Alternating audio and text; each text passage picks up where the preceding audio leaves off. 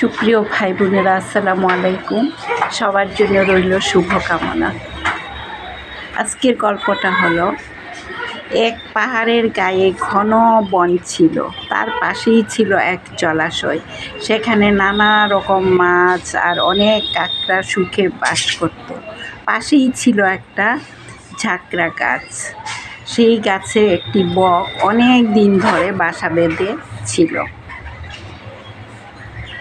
জলের ধারে এক পায়ের উপর ভর করে সে মাছ ধরার লোভে দাঁড়িয়ে থাকত। মাছ ভেসে উঠলেই চেপে ধরত ঠোঁট দিয়ে।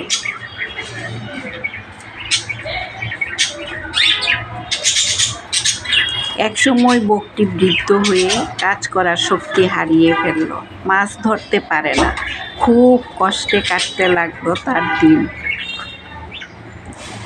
একদিন দেখলো একটা কাঁকড়া জলের দিকে এগিয়ে যাচ্ছে। হঠাৎ এক ফন্দি জুড়ে দিল। বকের কান্না দেখে কাঁকড়া জিজ্ঞেস করলো, এ কি বক মামা, তুমি কাঁদছো কেন? খাবার জুটিনি বুঝি? বক বলল, ভাগ্নে কাঁকড়া, মাছ খাওয়া আমি ছেড়েই দিয়েছি।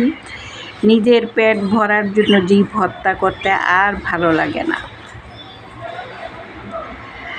কাঁকড়া অবাক হয়ে বলল, খুব ভালো কথা, তাহলে কান্নার কারণ কি? বক বলল, ভাগ্নে, আমি নিজের জন্য কাঁদি না, অন্যের কথা ভাবতে গিয়ে আমার কান্না পায়। এক সর্বনাশের কথা শুনেছি, যা ভাবলেও গা শিউরে ওঠে। কাঁকড়া জিজ্ঞেস করলো, কি কথা মামা? বক বলল, এখানে পণ্ডিতরা বলা বলি করে আগামী 12 বছর নাকি অনাবৃষ্টি হবে।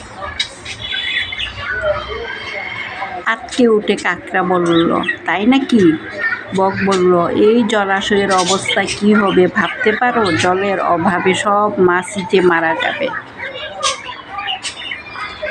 এই ভয়ঙ্কর খবর শুনে কাঁকড়া তাড়াতাড়ি ছুটল মাছদের কাছে। কাঁকড়ার মুখে ওই কথা শুনে মাছেদের মধ্যে হাহাকার উঠল। সর্বনাশ, তাহলে কি উপায় হবে? তখন দল বেঁধে তারা এলো বকের কাছে। বলল, বক মামা, এই বিপদ থেকে উদ্ধার পাওয়ার কি কোনো উপায় আছে? যদি থাকে বলো। বক বলল, ভাগ্নে, তোমাদের উদ্ধারের চিন্তাই আমি দিনরাত করছি। এই পাহাড়ের উপাশে একটা গভীর জলাশয় আছে। 12 বছর কেন, 20 বছর অনাবৃষ্টি হলেও তার জল শুকাবে না। তোমরা রাজি হলে যত কষ্টই হোক আমি তোমাদের সেখানে নিয়ে যেতে পারি।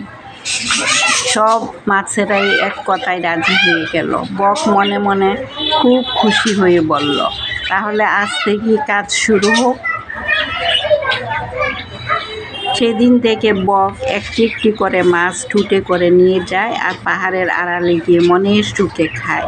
দিন, মাস, বছর যায়, তবু উদ্ধার কাজ আর শেষ হয় না। একদিন এক কাঁকড়ার পালা। কাঁকড়াকে নিয়ে বক পাহাড়ের সেই জায়গায় এলো।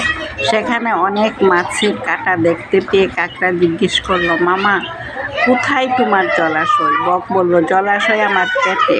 রোজ রোজ মাছ খেয়ে অরুচি হয়েছে, আজ তোমার তৈলাক্ত মাংস খাবো। কাঁকড়া বুঝতে পারলো বকের দুষ্ট মতলব। সেই ধরল সারাশির মতো তার দুটো পা দিয়ে বকের গলা জড়িয়ে ধরল। বক মরে গেল। আল্লাহ হাফেজ।